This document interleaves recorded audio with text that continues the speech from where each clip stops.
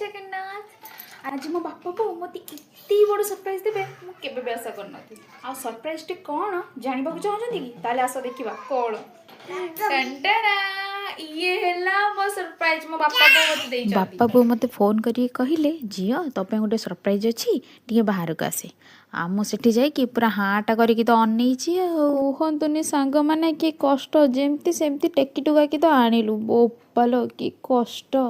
आज्ञा मु टेकिनी मो जो मैंने टेकिकी आन नथिले सेमानक कष्टटा टिके कहूतिली आउ एइठी गोटे मजा कथाटे शुणतु बापा बो दुकान को जाई ताको पैसा पत्र दे किणिकी भी जिनस धरिकी आसिले हेले ता भितर लाइट सिस्टम अच्छी बोली से जानी नाहंती आंकर एंता बुद्धि देखी मोर को डायलॉग कथा मन पड़छन जानी जंदी